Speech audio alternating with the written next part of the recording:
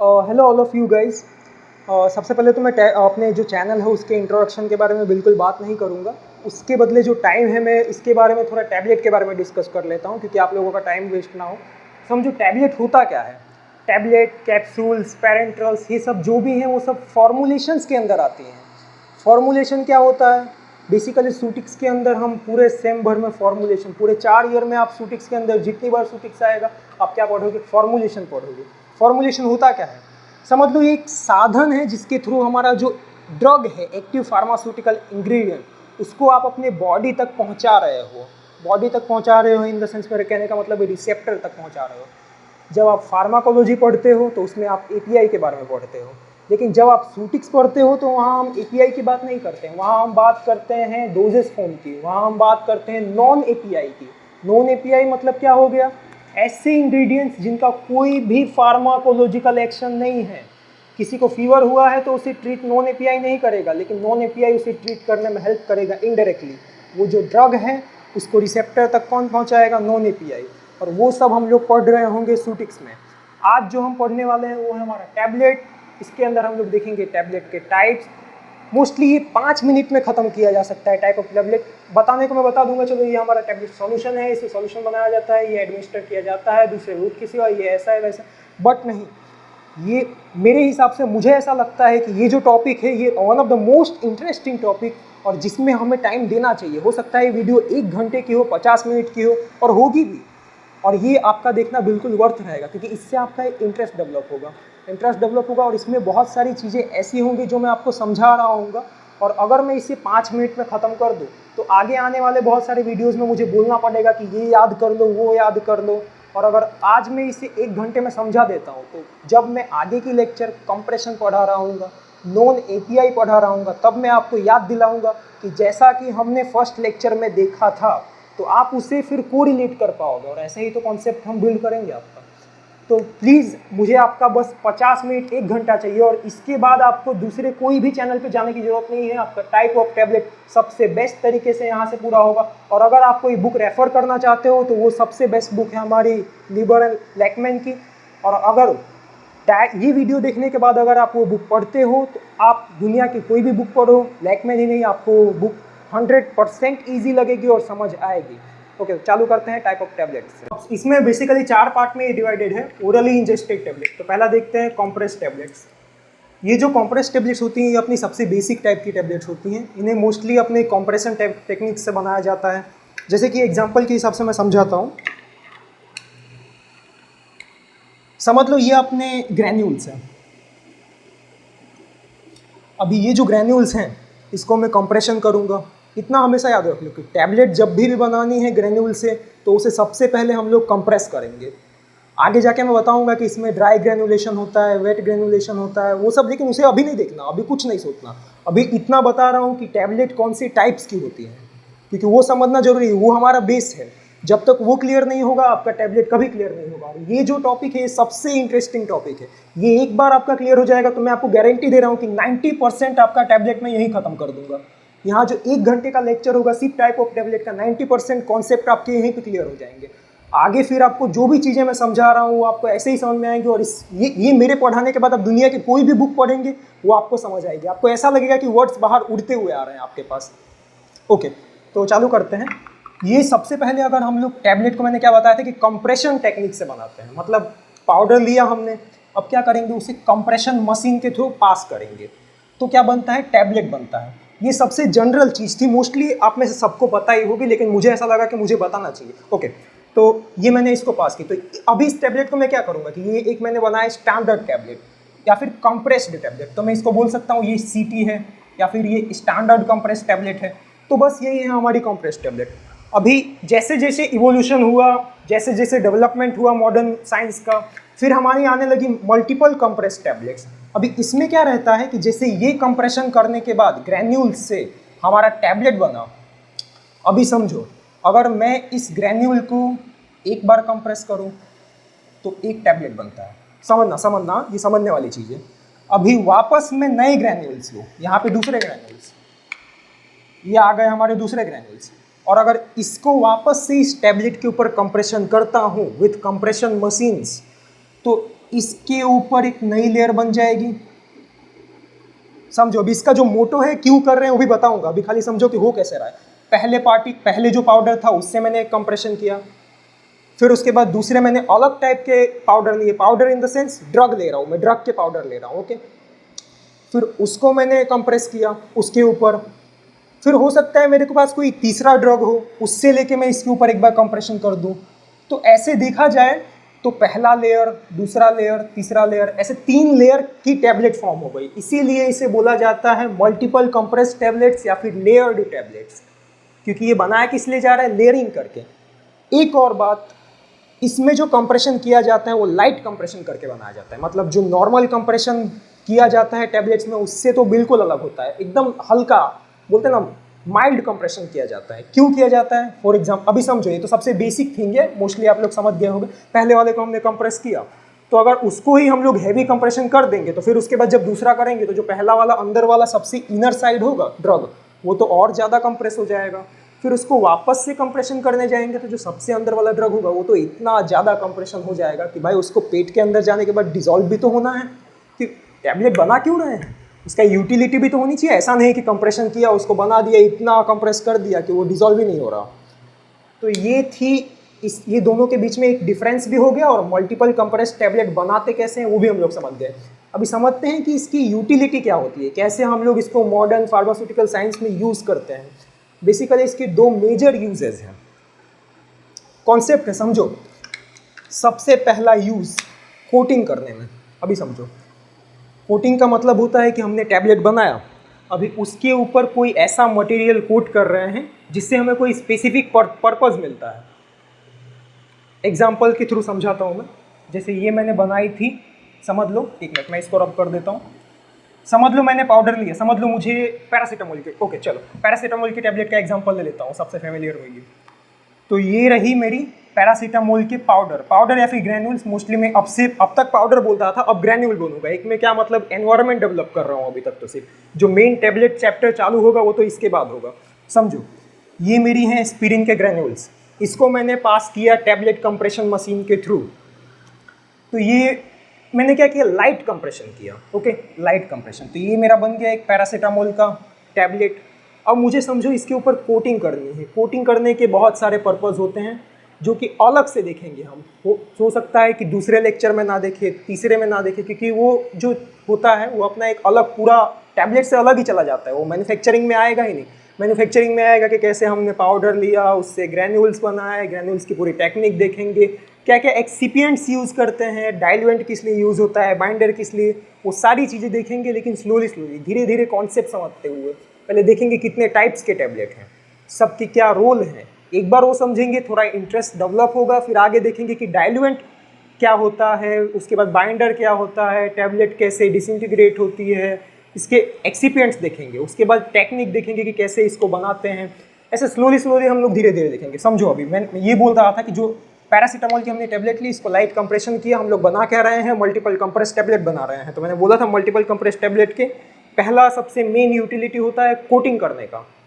तो अभी समझो, अब मुझे कोई मटेरियल है, कोई पॉलीमर है जो कि उसके ऊपर कोट करना है। उसका यूज़ मैं अभी नहीं बता रहा क्योंकि अभी मुझे सिर्फ ये बताना है आप लोगों को।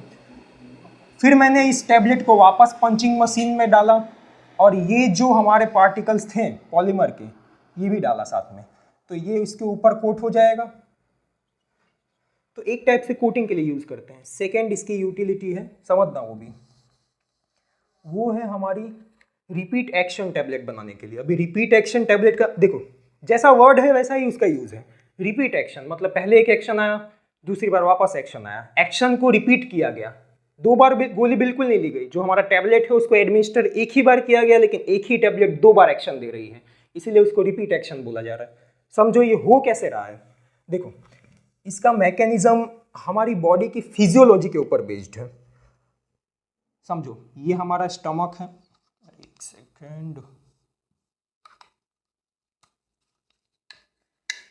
समझो बात को, ये रहा हमारा स्टमक। यहाँ का पीएच कम होता है, स्टमक का पीएच कम होता है due to presence of gastric HCl। Intestine का जो पीएच होता है वो ज़्यादा होता है। तो ये जो पीएच था, पीएच फैक्टर था, इसको हमने यूज़ करके टैबलेट के ऊपर थोड़ा उसको हमने यूटिलाइज किया कि हम कैसे रिपीट एक्शन टैबलेट बना सकते हैं। समझो होता कैसे है। ये मैंने टैबलेट सबसे पहले एक बार माइल्ड कंप्रेशन किया, अभी तक मल्टीपल कंप्रेस टैबलेट ही चल रहा है, उसके यूजेस देख रहे हैं। उसके बाद मैंने दूसरा कंप्रेशन किया,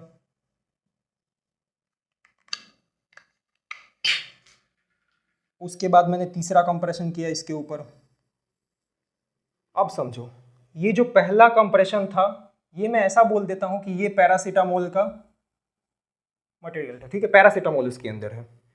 फिर जो मैंने उसके ऊपर क्या कर दिया, कोई पॉलीमर से कोटिंग कर दी। ये सब में मल्टीपल कंप्रेशन के अंदर ही आ रहा है, क्योंकि ये तीनों को एक साथ कंप्रेस नहीं कर रहे हैं, तो फिर तो तीनों आपस में मिक्स हो जाते हैं। पहले मैंने पीसीएम कंप्रेस किया, उसके बाद अलग से मैंने इसका मटेरियल का पाउडर लिया, फिर उस दोनों को साथ में डाला, फिर उसके बाद मैंने उसके ऊपर पंचिंग मतलब कंप्रेशन किया। ओके, फिर अब मैंने वापस से पीसीएम लिया, या फिर कोई दूसरी ड्रग भी ली जा सकती हैं। हो सकता है कि पहले इसका एक्शन, क्योंकि देखो अब ये जाएगा हमारा स्टमक में, एक बार स्टमक में आया तो सबसे पहले जो आउटर मोस्ट लेयर है वो डिसॉल्व होगी, डिसइंटीग्रेट होगी। अब ये जो मैंने पॉलीमर लिया था, ये मैंने ऐसा पॉलीमर लिया था जो कि एसिडिक मीडियम में बिल्कुल भी डिसॉल्व नहीं होता। तो समझो, जितनी ड्रग डिसॉल्व हुई है उतनी ही ड्रग सॉल्युबिलिटी मिलेगी, उतनी ही ड्रग की, हमेशा याद रखना, जितनी ड्रग डिसॉल्व होगी उतनी ही ड्रग की सॉल्युबिलिटी मिलेगी, और जितनी ड्रग की सॉल्युबिलिटी मिलेगी वही सिर्फ अवेलेबल होती है एब्जॉर्प्शन के लिए।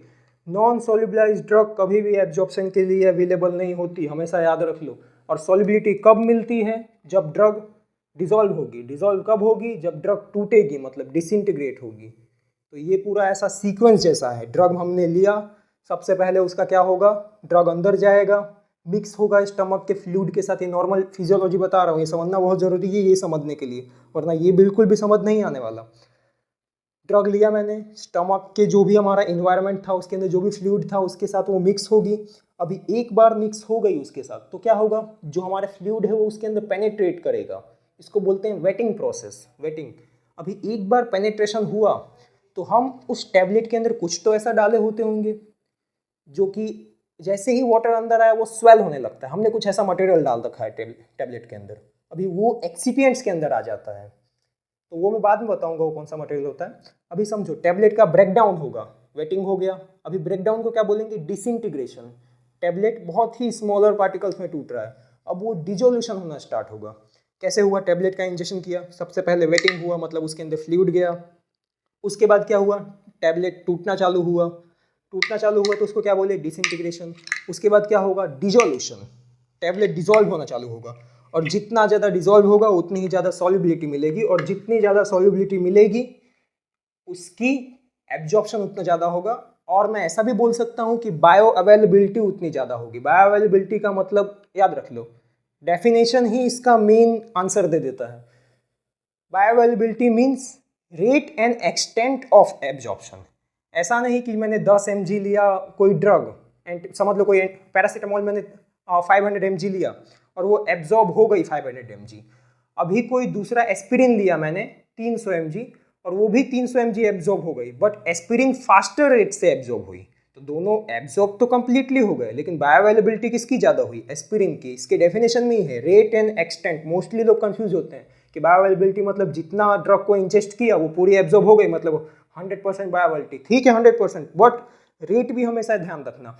डिसइंटीग्रेशन और बीच में जो मैंने 4-5 स्टेप बताए हैं, स्टेप में से एक भी स्टेप स्लो हो जाएगा तो बायो अवेलेबिलिटी कम बोली जाएगी, क्योंकि इसके डेफिनेशन में ही आता है rate and extent of absorption. कितने स्पीड से एब्जॉर्प्शन हो रहा है ड्रग का, कितने हद तक हो रहा है। चलो समझो, ये जो अभी मैंने ये टैबलेट है इसको मैंने कुछ इस प्रकार बना दिया। ये जो हमारी टैबलेट है इसको सबसे पहले मैंने कोटिंग कर दिया ऐसे मटेरियल से जो कि फास्ट रिलीज देगा। समझ लो ये पैरासीटामोल, समझ लो ये ऊपर वाला मैंने जो पैरासीटामोल था ये फास्ट रिलीज देगा, तो इसका जो ऑनसेट ऑफ एक्शन होगा वो ज़्यादा होगा। ये स्टमक में जाते ही डिसॉल्व हो जाएगा ऊपर वाला लेयर, और एक बार ऊपर वाला लेयर डिसॉल्व हुआ तो फिर तुम्हें पता ही है एब्जॉर्प्शन, बायोअवेलेबिलिटी, जाके रिसेप्टर से बाइंड होगा, एक्शन, फास्ट एक्शन, समझो रिपीट। अब वो एक्शन अपने आप को रिपीट करने वाला है। ये जो बैरियर हमने दोनों पैरासीटामोल के बीच में लगा दिया है, ये नहीं होता तो ये एक सिंपल स्टैंडर्ड कंप्रेस टेबलेट होती, यही तो इन दोनों को मल्टीपल कंप्रेस टेबलेट बना रहा है। अब ये जो पॉलीमर है ये स्टमक पीएच में डिसॉल्व नहीं होगा, ऐसा मैंने पॉलीमर सेलेक्ट कर लिया है। तो ये कहाँ डिसॉल्व होगा? अपने स्मॉल इंटेस्टाइन। ये सब जो हो रहा है वो पीएच डिटरमाइंड है। ये जो मैं कर रहा हूँ ये पहले से ही पीएच पे डिटरमाइंड है। ये जो पॉलीमर मैंने यूज़ किया है ये सिर्फ बेसिक पीएच जो कि कहाँ होता है? स्मॉल इंटेस्टाइन में, तो वहीं डिसॉल्व होगा। चलो समझो, अब ये जो है स्मॉल इंटेस्टाइन में जाएगा, फिर ये डिसॉल्व होगा, ये डिसॉल्व हो चुका है। ओके, एक बार मुझे फास्ट एक्शन मिल चुका है, अब ये भी डिसॉल्व हो गया। तो अब हमारा अंदर वाला ड्रग बचा। अभी ये हमें, ये इसको मैं इस टाइप से कंप्रेशन किया हूँ कि ये मुझे स्लो एंड सस्टेन्ड रिलीज देगा। स्लो एंड सस्टेन्ड मतलब जो सबसे पहले वाला एक समरी दे देता हूँ। जो सबसे पहले वाला लेयर था उसने क्या किया? Fast release and fast action. इसका यूटिलिटी देखो कितने अच्छे तरीके से बनाया गया है। जो सेकेंड लेयर था वो था हमारा पॉलीमर का, ऐसा पॉलीमर सेलेक्ट किया जो कि स्टमक में डिसॉल्व ना हो, क्योंकि स्टमक में ही डिसॉल्व हो जाता तो दूसरा लेयर भी स्टमक में डिसॉल्व हो जाता, और अगर दूसरा लेयर भी स्टमक में पॉलीमर का डिसॉल्व हो जाए तो ये अपने आप में एक बहुत बड़ी प्रॉब्लम हो जाएगी। क्यों प्रॉब्लम हो जाएगी? क्योंकि समझो इसके अंदर हमने नॉर्मल डोज तो लिया नहीं होगा, 2 बार एक्शन ले रहे हैं, तो 2 एक्शन जितना हमने क्या डोज भी तो लिया होगा। 500 mg नॉर्मली लेते हैं तो हमने उसके अंदर 1000 mg ले रखा है, और अगर 1000 mg का एब्जॉर्प्शन एक साथ हो जाता है स्टमक में तो फिर हो जाएगी टॉक्सिसिटी। समझो, तो इसलिए दूसरा जो है अंदर वाला सेकंड लिख देता हूँ इसको मैं। चलो सेकंड, ये जो हमारा सेकंड डोज ऑफ पैरासीटामोल है ये हमेशा स्मॉल इंटेस्टाइन में ही एब्जॉर्ब होना चाहिए। अभी ये जो मैं बता रहा हूँ यह इसका ड्रॉबैक भी है। एक्शन तो आपने 2 बार ले लिया, अगर मैं आपको ऐसा बोलता हूँ कि जो हमने कोई ऐसा फूड खाया है जिसके कारण गैस्ट्रिक एम्पटिंग फास्ट हो गया, समझो फास्ट हो गया, गैस्ट्रिक एम्पटिंग फास्ट हो गया, ड्रग लिया, गैस्ट्रिक एम्पटिंग क्या है समझो, स्टमक में गया, सबसे पहले वाला जो डोज था ऊपर वाला वो डिसॉल्व हुआ, एक बार एक्शन मुझे मिल गया ड्रग का। अब मुझे एक्शन चाहिए था 2 घंटे बाद, क्योंकि वो जो ड्रग है 2 घंटे तक जाती स्मॉल इंटेस्टाइन में, बट ऐसा कुछ हुआ कि ड्रग फास्ट गैस्ट्रिक एम्पटिंग के कारण जल्दी से ही आधे घंटे में ही स्मॉल इंटेस्टाइन में आ गई और भाई साहब वहाँ पे ही रिलीज हो गई और बॉडी में हो गई टॉक्सिसिटी। तो ये इसका सबसे बड़ा डिसएडवांटेज है कि हमें टाइम नहीं पता कि कब स्टमक में प्रेजेंट है टैबलेट, कब स्मॉल इंटेस्टाइन में, इसलिए आज के टाइम पे नहीं यूज़ की जाती है टैबलेट। इसके सिवा हम लोग बहुत हाईली डेवलप्ड टेक्निक्स यूज़ करते हैं जो कि आगे बताते जाऊंगा। अभी सिर्फ नाम याद रखो, एंट्रिक कोटिंग। ओके चलो, तो ये हमारा था मल्टीपल कंप्रेस टैबलेट्स, जिसको लेयर टैबलेट्स भी बोलते हैं। एक और बात समझो, एक और बात, मल्टीपल कंप्रेस टैबलेट समझो को, अगर मुझे कोई पेशेंट को कोई ऐसा ड्रग देना है, समझ लो मुझे कोई पेशेंट को कोई 2 ड्रग देने हैं, तो मैं ऐसा कर सकता हूँ कि दोनों ड्रग को कंबाइन कर दिया जाए एक ही टैबलेट में और बंदे को दे दिया जाए। इससे क्या रहेगा, उसे कंप्लायंस रहेगा थोड़ा कि हाँ चलो ठीक है 2 के बदले में 1 खाऊंगा, मेरे लिए 1 ही सही। तो बट अब मैंने क्या किया, वो जो 2 ड्रग थे मैं कंबाइन करने गया, बट वो आपस में रिएक्ट कर रहे हैं, तो क्या बोलेंगे इसको, फार्मास्यूटिकल इनकम्पैटिबल। वो ड्रग दोनों आपस में कंपैटिबल नहीं है। तो मैंने क्या किया, सबसे पहली ड्रग को लिया, उसको लाइट कंप्रेशन या माइल्ड कंप्रेशन किया, उसके बाद मैंने कोई ऐसा पॉलीमर ले लिया, उससे उसको कंप्रेस कर दिया, उसके बाद जो दूसरा ड्रग था उससे कंप्रेस कर दिया। तो अब हुआ क्या, वो जो 2 ड्रग थे उन दोनों का आपस में कोई भी कांटेक्ट नहीं है फिजिकल, क्योंकि उन दोनों के बीच में एक पॉलीमर आ रहा है। तो अब जो इनकम्पैटिबिलिटी वाली रिएक्शन वाली जो प्रॉब्लम थी, अनस्टेबिलिटी वाली प्रॉब्लम थी, एक ही वर्ड के 3 नाम है, बुक में 3 तरीके से दिए गए हैं, कोई बुक में ये दिया है, कोई बुक में ये दिया है, मैंने जो पढ़ा है लेकमैन उसमें ये दिया है। तो उसमें जो हमारी रिएक्शन हो रही थी वो नहीं होगी, तो जो इनकम्पैटिबिलिटी हो रही थी वो प्रिवेंट हो गई, और एक साथ में वो दोनों एपीआईज को मिक्स करके वो बंदे को दे पा रहा हूँ। ओके, तो यहाँ पे ये जो पूरा था, जो कुछ भी मैंने बताया सब था मल्टीपल कंप्रेस टैबलेट्स का। चलो तो ओके, तो तीसरा है अपना च्यूबल टैबलेट्स। अभी देखो इसका नाम सुन के ही पता चल रहा है कि ये जो टैबलेट्स होती हैं मोस्टली डिज़ाइन ही की गई रहती है कि इसे आप इंटैक्टली निगलना नहीं है, इसे चू करना है, मैस्टिकेशन करना है with the help of our tooths. But इसमें अपना कैसा रहता है समझो, एक होता है हमारा डिसइंटीग्रेटिंग एजेंट, वो इसको समझने के लिए उसकी जरूरत पड़ेगी। डिसइंटीग्रेटिंग एजेंट, डिसइंटीग्रेशन में मैंने बता चुका है कि कोई भी टैबलेट हो स्टमक में जाएगा, उसके अंदर वाटर होगा, उसके बाद वो क्या, एक बार उसके अंदर वाटर परमिट हुआ तो उसका डिसइंटीग्रेशन होगा, मतलब वो ब्रेक डाउन होगा। लेकिन जो वाटर परमिट हो रहा है और उसके अंदर कोई ऐसा मटेरियल मैंने ऐड किया है जो कि वाटर को एब्जॉर्ब कर रहा होगा और स्वेल कर रहा होगा, समझो स्वेल करेगा, उसके टैबलेट के अंदर टेंशन डेवलप हो रहा है, टैबलेट ब्रेक डाउन हो रहा है, और वो मटेरियल क्या है, वही तो है हमारी डिसइंटीग्रेटिंग एजेंट। नाम याद रख लो, आगे बहुत काम आने वाला है, थियोरेटिकली भी प्रैक्टिकली भी। समझो ये जो डिसइंटीग्रेटिंग एजेंट है ये हम हर जगह यूज़ कर रहे होंगे, बट च्यूबल टैबलेट में नहीं यूज़ कर रहे होंगे। बेसिक इसका सेंस है कि च्यूबल टैबलेट में क्यों यूज़ करेंगे, जबकि हमें उसे अपने टूथ से ही ब्रेक करके खाना है, उसे इंटैक्टली नहीं निगलना है। वो डिज़ाइन ही इसलिए किया गया है कि उसे दांतों द्वारा तोड़ दिया जाए, तो क्यों उसमें हम डिसइंटीग्रेटिंग एजेंट डालने को तो आप डाल सकते हो, कोई दिक्कत नहीं है। लेकिन कभी भी कंपनी वाले एक दो टैबलेट पर्टिकुलरली आपके लिए या मेरे लिए नहीं बनाते, वो लोग पूरा बैच बनाते हैं लाखों टैबलेट का, और उसमें आप 0.1 ग्राम भी डिसइंटीग्रेटिंग एजेंट एक टैबलेट में डाल रहे हो तो लाख गुना कर लो, 10,000 ग्राम डिसइंटीग्रेटिंग एजेंट लगेगा। अभी उसका कॉस्ट भी किसे देना होगा, कंपनी को ही देना होगा ना। कभी भी हम कोई भी फार्मा मैन्युफैक्चरिंग करते हैं तो जो हमारा सबसे मेजर थिंग जिसे हम कंसीडर करते हैं वो होता है हमारा कॉस्ट, और दूसरा जिसे कंसीडर करते हैं वो होती है हमारी प्रोडक्ट की अवेलेबिलिटी, कि वो कितनी अवेलेबल है। पता चला हमने बनाना शुरू कर दिया, उसका कॉस्ट भी कम था, लेकिन अब वो अवेलेबल ही नहीं है। समझो, ये तो कुछ बेसिक जानकारी थी, समझ लो। तो च्यूबल टैबलेट में कभी भी यूज़ नहीं करेंगे। अभी च्यूबल टैबलेट के देखते हैं कि इसे बनाया क्यों जाता है। भाई टैबलेट तो मैं ऐसे भी ले ही सकता हूँ, हमारी कंप्रेस टैबलेट्स पहले से मार्केट में आ चुकी थी, मल्टीपल कंप्रेस भी आ ही चुकी थी, मॉडर्न साइज धीरे धीरे डेवलप हो रहा है, नई नई टैबलेट्स आ रही हैं। च्यूबल टैबलेट बनाने की क्या ज़रूरत थी, तो उसकी ज़रूरत थी। समझो मैं अगर ऐसा बोल दूँ कि कोई इतनी बड़ी टैबलेट है, समझो ये अपना कैप है मार्कर का, और इसका इमेजिन कर लो इतनी बड़ी कोई टैबलेट है, तो क्या इसे इंटैक्टली निगला जा सकता है, सॉलो किया जा सकता है? नहीं, बिल्कुल नहीं किया जा सकता है। तो इसे बोलेंगे अनपैलेटेबिलिटी, बिल्कुल भी ये पैलेटेबल निगलने लायक ही नहीं है। तो समझो अभी कोई जैसा मैं एग्जांपल दे रहा हूँ, थोड़ा इसे और समझा के बताता हूँ कि हमारे कुछ एंटीबायोटिक्स ऐसे होते हैं जिनका डोज बहुत ज़्यादा होता है, किसी किसी का 650 mg होता है, 700 mg। कोई ड्रग्स तो ऐसी भी आती हैं जिनका बहुत ज़्यादा होता है कि अगर उसे कंप्रेस किया जाए तो उस टैबलेट का साइज़ वॉल्यूम इतना ज़्यादा हो जाएगा कि उसे निगला नहीं जा सकता। तो उसे क्या करना होगा, या तो पाउडर फॉर्म में ले सकते हैं, या तो फिर च्यूबल टैबलेट बना दो, उसे दांतों द्वारा तोड़ के फिर डायरेक्ट निकलना है पानी के साथ। तो हमने क्या किया, च्यूबल टैबलेट बना दिया।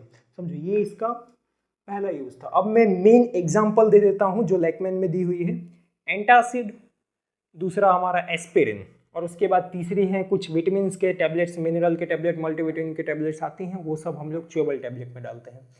अभी समझो कि जो एंटा एसिड की टैबलेट हैं, वैसे तो इसमें और ज़्यादा बताने लायक है नहीं, लेकिन एक चीज़ मुझे लग रहा है कि मुझे तुम लोगों को बतानी चाहिए, क्योंकि वो है बताने लायक। जो एंटा एसिड की टैबलेट है वो तो नॉर्मली भी बनाई जा सकती थी, स्टमक के अंदर जाएगा, वो डिज़ोल्व होगा, एंटा एसिड क्या क्या करेगा, जो हमारा HCl होगा उसको न्यूट्रलाइज करेगा। बट जो पेशेंट है उसके पास इतना टाइम बिल्कुल नहीं है कि वो उस टेबलेट के डिसइंटीग्रेट, डिज़ोल्व, उसके बाद अपना एब्जॉर्ब होने के सॉरी एब्जॉर्प्शन नहीं होगा, उतना टाइम वो वेट करे, 15 मिनट 20 मिनट वेट करे। तो मैंने क्या किया, उसका च्यूबल टैबलेट बना दिया। इसका सबसे one of the most famous example है डाइजीन की टैबलेट्स। ऑलमोस्ट सबने देखी होगी, डाइजीन की हमारी टैबलेट्स आती हैं। ये क्या होती हैं, एंटा एसिड की सबसे फेमस ब्रांड की टैबलेट्स हैं। अभी ये जो टैबलेट है इसकी साइज़ देखी होगी, नॉर्मल टैबलेट के कंपैरिजन में थोड़ी बड़ी होती है। अभी एक बेनिफिट ये है च्यूबल टैबलेट का कि इसे निगलना नहीं पड़ रहा। दूसरी चीज़, जो एंटा एसिड है, समझ लो एंटा एसिड को हमने अपने दांतों थ्रू ब्रेक डाउन कर दिया बहुत सारे पार्टिकल्स में। समझो इसका डिसइंटीग्रेशन पहले ही हो गया, स्टमक में जाने से पहले इस सलाइवा में डिसॉल्व भी हो गया। समझो अब क्या होगा, ये स्टमक में सीधा जाएगा, अब ये किससे रिएक्ट करेगा, हमारे स्टमक में जो HCl है उसको न्यूट्रलाइज करेगा। समझो बेनिफिट क्या हो रहा है कि smaller the particle size greater will be the surface area and more efficient will be the action.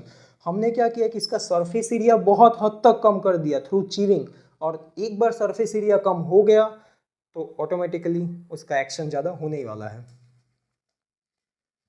चलो तो ओके, तो ये हमारी यहाँ पे तीसरी टाइप की टैबलेट भी ख़त्म हो गई, होपफुली सबको समझ आ रही हो। ओके, तो नेक्स्ट टाइप है हमारी शुगर कोटेड टैबलेट्स, जो कि one of the most famous marketed preparations हैं, पहले भी थी आज भी हैं और शायद फ्यूचर में भी कोई नई टैबलेट रिप्लेस कर पाए हैं। रीज़न देखते हैं क्यों। सबसे पहला एडवांटेज है शुगर कोटेड। समझो पहले कि शुगर कोटेड में है क्या। इतना पढ़ने के बाद सब नाम के हिसाब से गेस तो करने ही लग गए होंगे कि हाँ ये च्यूएबल टैबलेट थी तो च्यू करके खानी होगी, शुगर कोटेड टैबलेट है तो उसके ऊपर कोटिंग जो है शुगर की हुई होगी। तो ये देखो मैंने इसके ऊपर शुगर की कोटिंग कर दी। चलो अभी कोई ये मत सोचना कि कर कैसे रहे हैं ये कोटिंग ये सब प्रोसेस बाद में देखेंगे, अभी जो टाइप ऑफ टैबलेट है यही देखो। फिर ये जो टैबलेट है हमारी, इसका सबसे मेजर एडवांटेज है जो कि कोई टैबलेट में नहीं है, वो है इसका एलिगेंस, इसका ग्लॉसी लुक, इसकी पॉलिश्ड लुक। इसका जो फिनिश है वो इतना शार्प, इतना दिखने में ये टैबलेट पॉलिश्ड रहती है कि समझ लो कोई टैबलेट उसका कंपैरिजन नहीं कर सकते, और ना ही फिल्म कोटेड ना ही दूसरी टाइप की टैबलेट। बट इसके साथ साथ इसका एक मेजर डिसएडवांटेज भी आता है कि जब हम शुगर की कोटिंग करते हैं तो उसमें 3-4 बीच में स्टेप्स होते हैं जिसका नाम मैं अभी नहीं लूँगा, और वो 3-4 स्टेप्स में इसका जो वेट होता है वो 100% इंक्रीज हो जाता है। समझो 100% इंक्रीमेंट इन वेट, मतलब एक साइड बेनिफिट है और एक साइड इसका रिस्क है। दोनों को हमें रेशियो को कंपेयर करना पड़ेगा कि हाँ ये जो हमारा API है इसके लिए आपने ये अगर टैबलेट बना दिया तो ये ठीक है, अगर बना दिया आपका लुक इसका अच्छा है, एलिगेंट है, ग्लॉसी है, दिखने में बहुत अच्छी है, बट दूसरी साइड इसका वेट इंक्रीमेंट हो गया है। एक टैबलेट का वेट अगर 100 mg से 200 mg हो जा रहा है तो पूरी स्ट्रिप में 15 टैबलेट है तो समझ लो पूरी स्ट्रिप का डबल हो जा रहा है। और अगर पूरी स्ट्रिप का डबल हो रहा है तो मार्केटेड जितने भी प्रिपरेशन हैं, समझ लो कोई ट्रांसपोर्टर है, डिस्ट्रीब्यूटर, अभी वो ट्रांसपोर्ट कर रहा है तो उसका तो पूरा समझ लो अगर 100 kgs की टैबलेट है तो और उसका 200 kgs हो गया। तो मतलब डिसएडवांटेज तो बहुत जगह है, इतना मेजर भी नहीं है, बट समझने लायक चीज़ थी। अभी इसकी बारे में देखते हैं। शुगर कोटेड हो गया हमारा, उसके बाद तीसरे पे आते हैं हमारा जो है फिल्म कोटेड टैबलेट्स। एक मिनट पॉज कर देना, भीग गया वेंचुत पसीने से। हाँ ओके, तो हम लोग फिल्म कोटिंग पे थे। फिल्म कोटिंग में क्या रहता है, समझो फिल्म कोटिंग पहले करते क्यों हैं और कैसे करते हैं। तो हमारा फिल्म क्या होता है, फिल्म मतलब कोई भी ऐसा पॉलीमर जिसको क्या किया गया, टैबलेट के ऊपर कोट कर दिया गया। क्यों कर दिया गया उस पॉलीमर को कोट, क्योंकि जो टैबलेट्स का टेस्ट था वो बिल्कुल भी अच्छा नहीं था, और जब तक टैबलेट का टेस्ट अच्छा नहीं रहेगा उस ब्रांड के टैबलेट को कोई खाएगा नहीं। तो इसके लिए क्या किया गया, उसके ऊपर कोई पॉलीमर से कोटिंग कर दी गई। अभी वो अलग अलग टाइप के पॉलीमर्स हो सकते हैं जिनकी अलग अलग प्रॉपर्टीज़ हो। अभी समझो मोस्टली जो पॉलीमर होते हैं फिल्म कोटिंग के अंदर वो किस टाइप के होते हैं, या तो पॉलीमर हो सकता है इथाइल सेल्यूलोज, पॉलीमर हो सकता है मिथाइल सेल्यूलोज, जितने हैं सब सेल्यूलोज डेरिवेटिव्स की बात हो रही है अभी, सब सेल्यूलोज के बने हुए हैं।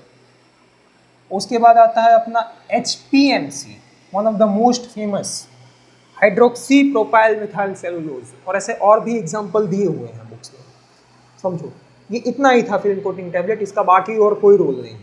अभी उसके बाद आता है हमारा सबसे इम्पॉर्टेंट और जिसके बारे में सबसे ज़्यादा क्वेश्चंस भी आते हैं, वो है हमारा delayed action tablets. Delayed action tablets में हमारा कैसा, एक बेस्ट एग्जांपल है डिलेड एक्शन टैबलेट का, वो है एंटी कोटिंग टैबलेट्स। आपने कहीं ना कहीं किसी ना किसी टीचर के मुंह से या फिर कोई ना कोई अपने फ्रेंड्स के मुंह से सुन ही रखा होगा कि हमारे जो एंटी कोटिंग टैबलेट्स हैं वो रिलीज़ कहाँ होते हैं, स्मॉल इंटेस्टाइन में।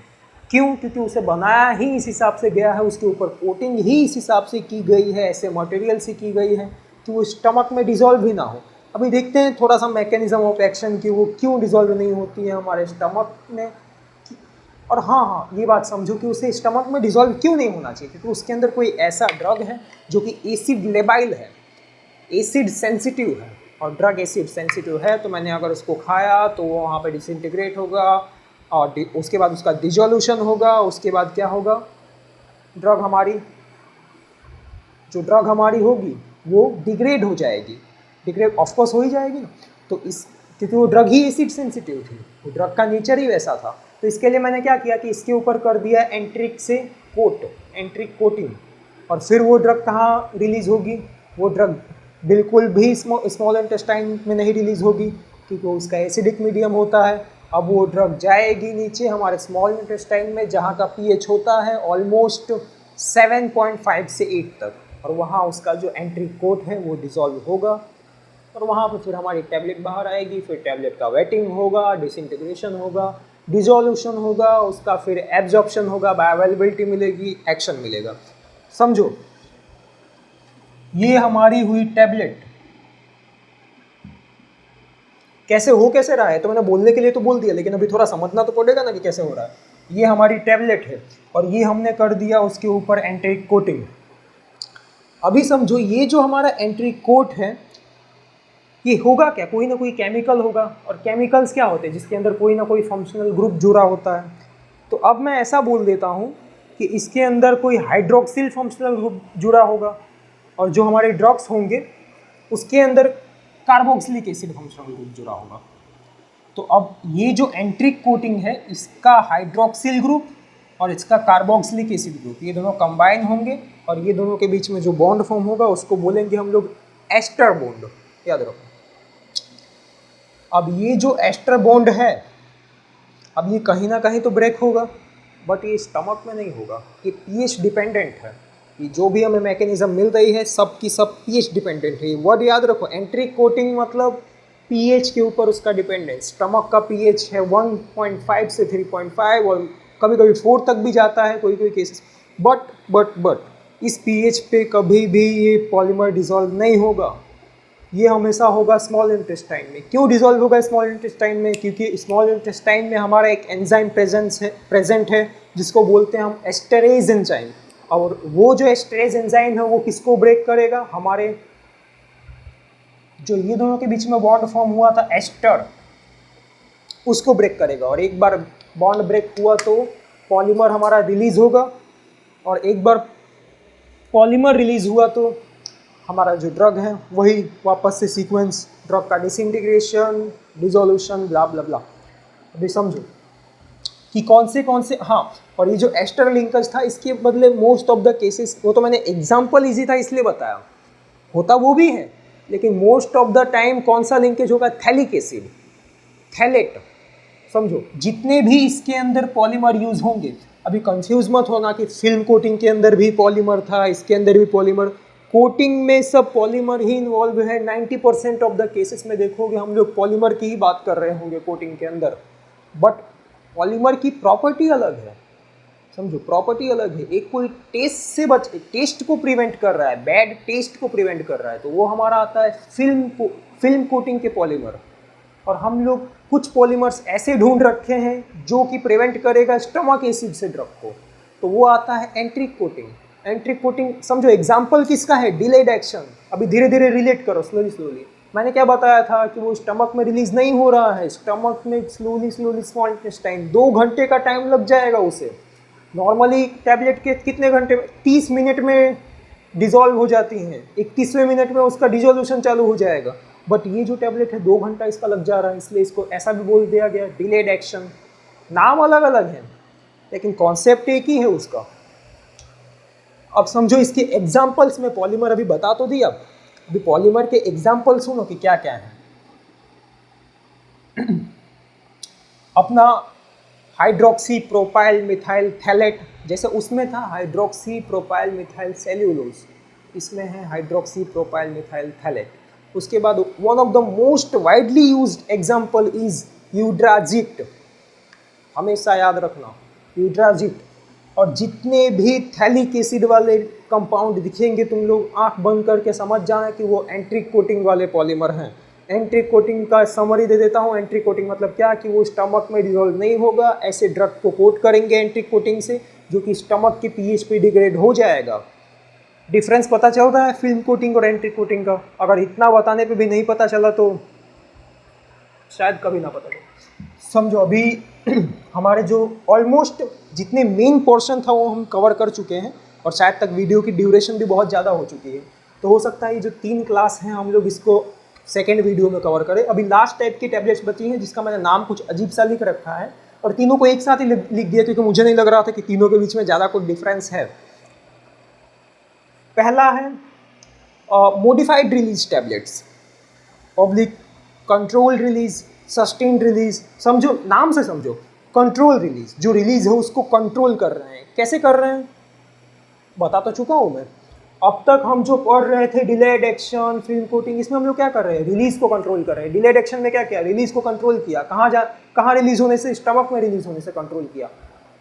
मल्टीपल कंप्रेस टैबलेट्स, उसमें भी कंट्रोल किया जा रहा था रिलीज को। याद करो, सबसे ऊपर वाला डोज होगा फास्ट रिलीज फास्ट एक्शन, उसके सबसे अंदर कोर में जो डोज प्रेजेंट होगा स्लो रिलीज सस्टेन्ड एक्शन। तो वहाँ भी हमने रिलीज को कहीं ना कहीं कंट्रोल किया। समझ रहे हो? तो ये वही है। अभी तुम लोग बोलोगे कंट्रोल रिलीज और एसआर मतलब सस्टेन्ड रिलीज, दोनों में डिफरेंस क्या है?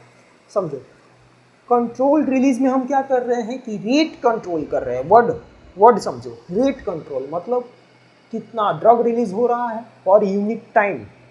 और जो हमारा सस्टेन्ड रिलीज है उसमें हम लोग डोज पे ध्यान नहीं दे रहे हैं, सिर्फ हम लोग उसमें क्या चाहते हैं कि कंटिन्यूअस डोज रिलीज होना चाहिए। समझ लो, कोई कंट्रोल रिलीज टैबलेट दी मैंने 48 घंटे के लिए, कोई सस्टेन्ड रिलीज टैबलेट दी मैंने 48 घंटे जो काम करेगी। दोनों में 48 घंटे का ही ड्यूरेशन है, बट जो कंट्रोल रिलीज होगी उसमें रेट कंट्रोल होगा। उसमें 1 मिनट में अगर 0.5 mg रिलीज हो रहा है तो अगले 100 मिनट के बाद भी उसमें 0.5 ही रिलीज होगा। जबकि सस्टेन्ड रिलीज में हम ऐसी कोई बात नहीं करते हैं। इसके अंदर हमें जो रिलीज हो वो सस्टेन चाहिए।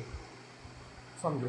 ओके, तो ये जो हमारा पोर्शन था ये ओरली इंजेस्टेड टैबलेट्स के अंदर था। हमने देखा कि ये वो टैबलेट थी जिनका एब्जॉर्प्शन हमारे स्टमक से होता है। ये जितनी टैबलेट थी सब में कुछ ना कुछ तो सिमिलरिटी थी ना, और वो यही थी कि हम उसे खा तो रहे हैं अपने माउथ से, लेकिन वो एब्जॉर्ब कहाँ पे हो रही है? एब्जॉर्ब हो रही है हमारे स्टमक से। बट आने वाली जितनी भी टाइप के टैबलेट्स हैं सब में बहुत ज़्यादा डिफरेंस है। और जो सबसे इंटरेस्टिंग वाली टैबलेट तो अब आएगी जिसे बोलते हैं टैबलेट्स फॉर ओरल कैविटी। इसमें कुछ ऐसी टैबलेट्स आएंगी जिनका एब्जॉर्प्शन होगा, एक्शन सिस्टमिक मिलेगा, बट स्टमक के थ्रू नहीं, डायरेक्ट माउथ से एब्जॉर्ब होंगी। समझो, जो हमारी सबलिंगुअल टैबलेट और बकल टैबलेट है, मैं इसको जो ओरल कैविटी वाली टैबलेट है इसको मैं 2 पोर्शन में डिवाइड कर देता हूँ पढ़ाने के लिए। ये चालू करने से पहले मैं एक और बात कहना चाहता हूँ कि कभी भी इन दोनों में कंफ्यूज्ड मत होना। एग्जाम में क्वेश्चन आएगा explain tablet for oral cavity और ओरली इंजेस्टेड मत लिख के आ जाना। दोनों अलग अलग चीज़ें हैं। एक को ओरली इंजेस्ट किया जा रहा है, एब्जॉर्प्शन स्टमक से हो रहा है, मैं बार बार ये बात बता रहा हूँ क्योंकि भूलना मत। और एक जो टैबलेट है वो ओरल कैविटी में ही रखा जा रहा है, इसको निगलना ही नहीं है। इसमें समझ लो, ओरल कैविटी वाली टैबलेट को बिल्कुल भी नहीं निगलना है। इसमें कुछ टैबलेट्स ऐसे पढ़ेंगे जिसका एक्शन लोकल होगा, मतलब हमारे माउथ के ऊपर ही जो म्यूकस मेम्ब्रेन है उसके ऊपर ही एक्शन होगा। तो कुछ ऐसी भी टैबलेट होंगी जो कि डायरेक्टली माउथ से एब्जॉर्ब हो जाएंगी और स्टमक में जाएंगी, बट किसी को भी हम निगल नहीं रहे होंगे। चलो, मैंने 2 पोर्शन में, एक्चुअली में 3 पोर्शन में डिवाइड किया है। समझो, जो सबसे पहला पोर्शन वो है जिसका सिस्टमिक एक्शन लेना है, मतलब माउथ का जो म्यूकस मेम्ब्रेन है वहाँ से वो एब्जॉर्ब होगी, ब्लड में जाएगी, ब्लड में अपना रिसेप्टर के साथ बाइंड होगी और एक्शन देगी। उसके अंदर हमारी आती है sublingual tablet, buccal tablet. Sublingual tablet का एब्जॉर्प्शन कहाँ से होगा? सबलिंगुअल रूट क्या होता है? हमारा जो टंग है उसका जो लोअर पोर्शन होता है उसका एब्जॉर्प्शन वहाँ से होगा। जबकि जो बकल टैबलेट है उसको हम लोग कहाँ पे प्लेस करेंगे? Buccal cavity. दिस पोर्शन शायद आप लोग देख रहे होंगे, तो यहाँ पे हम लोग उसको प्लेस करेंगे। No major difference. Major difference कहाँ है? इसके और इन दोनों के बीच। ये तो पूरा अलग है, मैं इसको समझाऊंगा, थोड़ा टाइम लूंगा इसको समझाने में। ये जो हमारे हैं ट्रॉचेस एंड लॉजेंजेस, विक्स का टैबलेट किसी ने खा रखा है, हम क्या करते हैं उसमें? लोकल एक्शन चाहिए, गले में एक्शन चाहिए। समझ लो, गले में क्या हो रखा है? इन्फेक्शन हो रखा है, मुझे गले में एक्शन चाहिए, मुझे ब्लड के अंदर कोई एक्शन नहीं चाहिए, मुझे स्टमक से एब्जॉर्प्शन भी नहीं चाहिए, मुझे डायरेक्ट एक्शन चाहिए, गले में सूडिंग इफेक्ट प्रोवाइड करना है। तो मैं क्या करूँगा? विक्स की चॉकलेट लूँगा। तो वो सब आती है हमें ट्रॉचेस एंड लॉजेंजेस में। अभी समझो कि ये दोनों के अंदर डिफरेंस तो हमने देख लिया कि एक का सिस्टमिक एक्शन माउथ से एब्जॉर्ब होगी, एक माउथ से एब्जॉर्ब नहीं होगी, माउथ में लोकल एक्शन देगी। किसी का सोर थ्रोट हुआ है, तो उसके लिए एक्शन कहाँ चाहिए, सोर थ्रोट मतलब समझ लो छाले पड़े किसी के मुंह में, तो उसके ऊपर एग्जैक्ट एक्शन चाहिए हमें, तो वो हमारे ट्रॉचस लॉजेंजेस के अंदर आता है। अभी इन दोनों के बीच में कुछ सिमिलरिटी भी तो है। सिमिलरिटी ये है कि ये जो दोनों टाइप की टैबलेट हैं, ये दोनों टाइप की टैबलेट में कोई भी डिसइंटीग्रेटिंग एजेंट हम कभी यूज़ नहीं करेंगे। क्यों नहीं करेंगे समझो।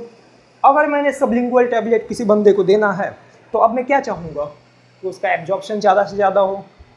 पहली बात तो वो निगलना नहीं चाहिए। मैंने वो बंदे को मैंने इंस्ट्रक्शंस एकदम प्रॉपरली दे दिया कि चलो भाई अभी तुम्हें इसे निगलना नहीं है तो नहीं निकलेगा, बट उसके माउथ से एब्जॉर्प्शन कब होगा, जब वो ज़्यादा देर तक उसके माउथ में इंटैक्ट रहेगी जैसी कि तैसी।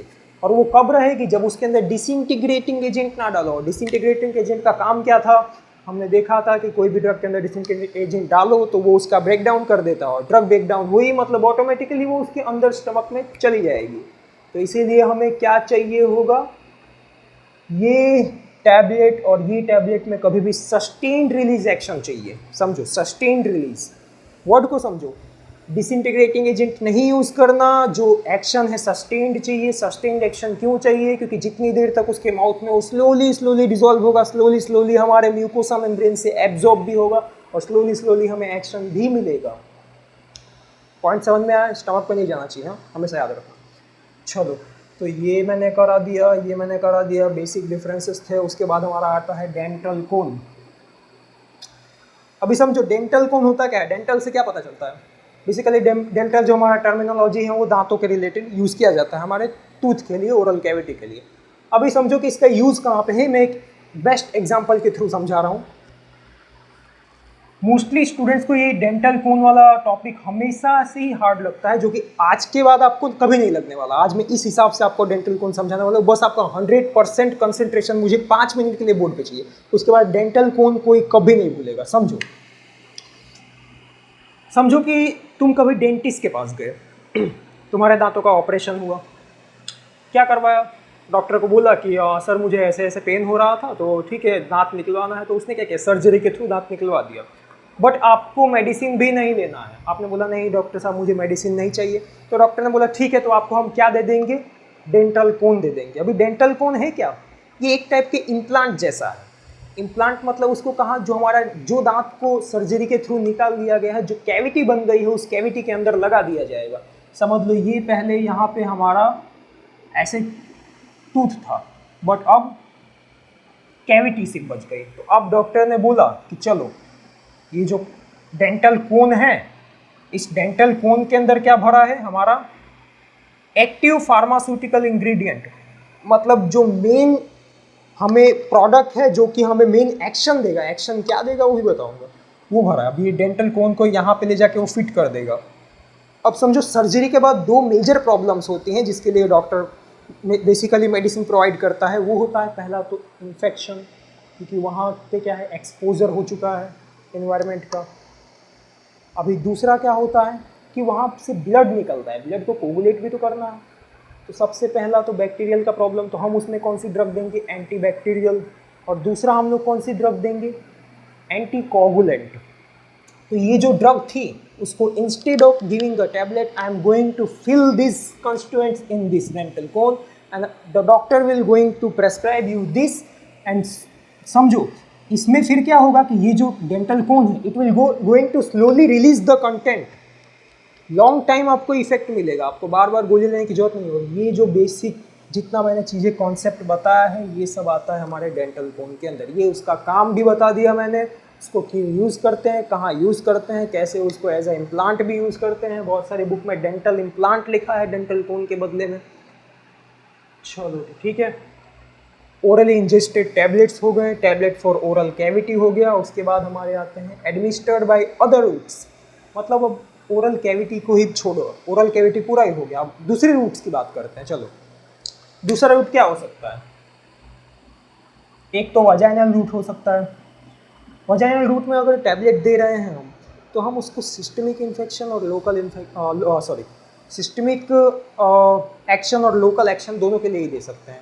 सिस्टमिक एक्शन मतलब हमें कोई जैसे कि हार्मोनल रिलेटेड कोई अगर ड्रग देना है, फॉर एग्जांपल समझ लो कि कोई प्रोजेस्टेरॉन का एनालॉग दे रहे हैं, उससे रिलेटेड कोई हार्मोनल ड्रग दे रहे हैं, तो मोस्टली इस टाइप के फॉर्मुलेशन में बनाई जाती है।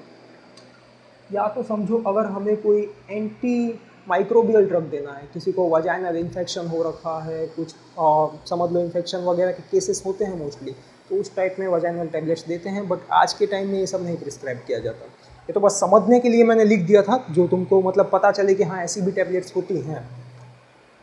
सेकेंड आता है हमारे इम्प्लांट्स। इम्प्लांट्स को हम क्या करते हैं कि जो हमारा स्किन है, समझो स्किन के ऊपर क्या होता है, सबक्यूटेनियस लेयर होता है। अभी जो सबक्यूटेनियस लेयर है उसमें मैंने with the help of some special instruments, जिसको बोलते हैं डिपोजिटर, क्या करेगा, ड्रग उसके अंदर फील्ड है, सबक्यूटेनियस के लेयर के अंदर ड्रग का डिपोजिशन कर देगा, जिसके अंदर क्या फॉर्म हो जाएगा, ड्रग का डिपोट फॉर्मेशन। अभी डिपोट वर्ड है वो याद रख लो। डिपोट फॉर्मेशन मतलब क्या हुआ कि हमने एक एक्सेस क्वांटिटी में ड्रग को वहाँ डिलीवर कर दिया है। अब वो जो ड्रग है वो स्लोली डिजॉल्व होगा और स्लोली वहाँ पे जो सबक्यूटेनियस लेयर में कैपिलरीज प्रेजेंट है उसके थ्रू एब्जॉर्ब होगा, और एब्जॉर्ब होने के बाद स्लोली एक्शन देता रहेगा। प्रोलॉन्ग एक्शन की बात हो रही है यहाँ पे, प्रोलॉन्ग एक्शन, लॉन्ग टाइम तक एक्शन मिलेगा। इसके फ़ायदे ये हुए कि हाँ आपको हर 8 घंटे में गोलियाँ लेने की ज़रूरत नहीं है। अगर मैं आपको ये सबक्यूटेनियस इम्प्लांट दे देता हूँ तो इम्प्लांट 1-1 महीने तक भी आते हैं, 60 दिन तक भी आते हैं मोस्टली।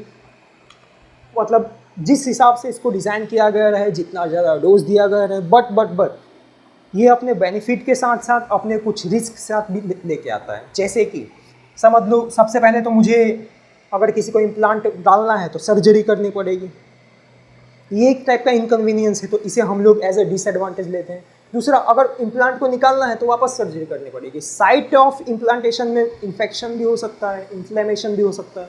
बस इतना ही था, इससे ज़्यादा नहीं था। ये भी पोर्शन हमने कंप्लीट कर लिया है। लास्ट में आता है हमारा टैबलेट सॉल्यूशंस, मतलब कुछ ऐसे टैबलेट्स जो कि है तो टैबलेट, बट हम क्या करेंगे, उसे लेने से पहले वाटर में डिज़ोल्व करेंगे, उसका सॉल्यूशन प्रिपेयर करेंगे, फिर उसे लेंगे। बट ऐसा हम कर क्यों रहे हैं? ऐसा हम इसलिए कर रहे हैं क्योंकि मैंने बोला कि चलो भाई मुझे फास्ट एक्शन चाहिए, मैं वेट नहीं कर सकता कि टैबलेट मेरे अंदर जाए, उसका डिसइंटीग्रेशन हो, डिसोल्यूशन हो। मैं इतने लंबे प्रोसेस के लिए आधे घंटे के लिए मुझे वेट नहीं करना, मुझे एक्शन चाहिए 5 मिनट में। तो इसलिए हमने बनाया टैबलेट सॉल्यूशंस। टैबलेट को डालेंगे वाटर में, 2 मिनट में, 2 मिनट तो बहुत ज़्यादा हो गया, 15 सेकंड में वो डिजोल्व हो जाएगा। एग्जांपल देता हूँ, डिस्प्रिन टैबलेट्स सबने देखा है, हेडेक की हमारी टैबलेट होती है। क्या करते हैं, उसे पानी में डालते हैं, डिजोल्व करते हैं, फिर जैसे ही हम उसे लेंगे फास्ट एक्शन। क्यों? क्योंकि वो सॉल्यूशन फॉर्म में है। सॉल्यूशन फॉर्म में कोई भी ड्रग रहेगी तो सबसे पहले तो उसका ब्रेकडाउन होने की ज़रूरत नहीं है, डिसइंटीग्रेशन होने की ज़रूरत नहीं है, डिजोल्यूशन भी होने की ज़रूरत नहीं है, सीधा एब्जॉर्प्शन होगा। समझो, एफर्वेसेंट टैबलेट मतलब चारों के बीच में बहुत माइनर डिफरेंस है। फॉर एग्जांपल एक लाइन का डिफरेंस है, समझते जाओ। मैं बोल रहा हूँ खाली समझते जाओ, अब खत्म ही होने वाला है। सबसे पहला है हाइपोडर्मिक टैबलेट। हाइपोडर्मिक टैबलेट में क्या करेंगे, वही सेम टैबलेट रहेगा, दिखने में कोई डिफरेंस नहीं, लेकिन काम पूरा अलग है। मैंने सबसे पहले टैबलेट लिया, इसको डिजोल्व किया स्टेराइल वाटर फॉर इंजेक्शन में, और मैंने अब इतना बोल दिया है तो तुम लोग समझ गए होंगे कि इसको हम क्या करने वाले होंगे, डायरेक्टली हमारे इंट्रा पैरेंट्रल रूट से इसको एडमिनिस्टर करने वाले होंगे। मतलब है तो टैबलेट, लेकिन समझ लो इसको इसलिए हाइपोडर्मिक बोल रहे हैं क्योंकि इसको पैरेंट्रल रूट से एडमिनिस्टर करेंगे। ये हो गया। दूसरे हमारे टाइप आते हैं इसके अंदर एफरवेसेंट टैबलेट्स। अभी एफरवेसेंट टैबलेट क्या होते हैं, थोड़ा समझने की ज़रूरत है। एफरवेसेंट टैबलेट वो टैबलेट होते हैं जिनको जैसे ही आप समझ लो ग्लास है, उसमें पानी है, मैंने एक एफरवेसेंट टैबलेट लिया, उसमें डाला, तो अब वो उसके अंदर एफरवेसेंस होगा। एफरवेसेंस का मतलब है release of carbon dioxide, and by the release of carbon dioxide it will help to rapid disintegration of tablet in that solution. मतलब जो उसके अंदर CO2 रिलीज हो रहा है due to presence of some chemical reactions, वो CO2 help करेगा कि कार्बन डाइऑक्साइड जल्दी ब्रेक डाउन हो जाए, जल्दी से डिजोल्व हो जाए, और एक बार डिजोल्व हो गया तो फिर मेरे काम आने वाला। तो समझो, एफरवेसेंट टैबलेट में ऐसी कौन सी केमिकल्स हैं जो कि रिएक्ट कर रहे हैं और CO2 प्रोड्यूस कर रहे हैं। वो केमिकल्स हैं हमारे, सबसे पहला बेस सोडियम बाइकार्बोनेट। दूसरी कौन सी चीज लेंगे, citric acid and tartaric acid. Citric acid, tartaric acid. अभी ये जो हमारा है ये तो हर टाइप के एफरवेसेंट टैबलेट में रहेगा क्योंकि यही रिएक्ट करके CO2 देने वाला है, इसी के कारण फास्ट एफरवेसेंस होने वाला है, इसी के कारण टैबलेट जल्दी डिजोल्व होने वाला है। प्लस जो मेन एक्शन देने वाला है वो तो रखेंगे ना भाई, तो वो देखो वो है हमारा API। इतनी चीज़ों को मिला के मैंने बना दिया एफरवेसेंट टैबलेट कंप्रेशन करके। ओके, अब इसका एक डिसएडवांटेज भी है जो कि इसके बेनिफिशियल इफेक्ट के साथ साथ में ही पैरेलल में चलता है। वो ये है कि अगर हमारे एटमॉस्फेयर में मॉइस्चर प्रेजेंट है और अगर ये थोड़ा भी मॉइस्चर के प्रेजेंस में आता है तो ये दोनों के बीच में फटाक से रिएक्शन होगा, रिलीज होगा CO2 का, और ड्रग जो है हमारी अनस्टेबल हो जाएगी। और ड्रग अनस्टेबल हुई मतलब प्रोडक्ट डिग्रेडेशन, फिर वो हमारे किसी काम का नहीं रह जाता। तो ये इसका सबसे बड़ा डिसएडवांटेज था जो कि शायद ओवरकम किया, शायद नहीं, कंफर्म ही ओवरकम किया जा चुका है by replacing this chemicals with some modified chemicals जिसका नाम है malic acid and fumaric acid. बस इससे ज़्यादा इसमें कुछ नहीं समझना है। हमारी डिस्पेंसिंग टैबलेट और डिस्पर्सिबल टैबलेट भी ऑलमोस्ट सेम होती हैं, एफरवेसेंट टैबलेट जैसी, बट उसमें एफरवेसेंस नहीं होता, मतलब कि उसके अंदर से CO2 रिलीज नहीं होता। बाकी इन दोनों को भी सेम तरीके से हमारे सॉल्यूशन पहले प्रिपेयर करना है, ग्लास लेना है, उसके अंदर डालना है, कभी मौका मिले तो दुकान पे जाना, उससे एफरवेसेंट टैबलेट लेना और देखना कि वो कैसे डिजोल्व होता है। उसके अंदर से आपको बबल्स निकलते हुए दिखेंगे, बबल्स वो कुछ नहीं और CO2 के ही रहते हैं, बट वो सिर्फ एफरवेसेंट टैबलेट में होगा, इन दोनों में नहीं होगा। डिजोल्व करके इसको भी लेना है क्योंकि ये सब किसके अंदर आ रहा है, टैबलेट फॉर सॉल्यूशंस। तो ओके गाइज, ये हमारा जो था टैबलेट्स के टाइप थे। होपफुली मैंने जितनी बातें बताई हैं, जितनी समझाने, जितना मुझे आता था, जितना मुझसे हो सकता था उतना मैंने ट्राई किया है कि आपको कॉन्सेप्चुअली सब समझ आए। वीडियो थोड़ा नहीं थोड़ा ज़्यादा लंबा हो गया है, बट ये समझाना ज़रूरी था। इससे क्या होता है, हमारा एक टैबलेट के अंदर इंटरेस्ट डेवलप होगा। अब आप हो सकता है आगे कभी पढ़ो चाहे ना पढ़ो, बट इतनी बातें हमेशा आपको याद रहेंगी, एटलीस्ट सबके नाम तो याद रहेंगे। जब भी कोई बोलेगा सबलिंगुअल टैबलेट है तो आप समझ जाओगे कि हाँ वो ओरल कैविटी में लेते हैं, ओरल कैविटी में लेते हैं, तो तुरंत आपके दिमाग में आएगा कि हाँ उसका एब्जॉर्प्शन जो हो रहा था डायरेक्ट ओरल कैविटी से हो रहा था।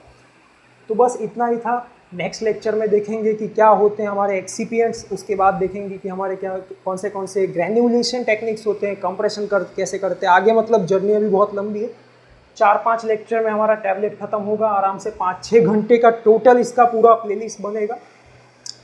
ओके, तो मिलते हैं नेक्स्ट लेक्चर में।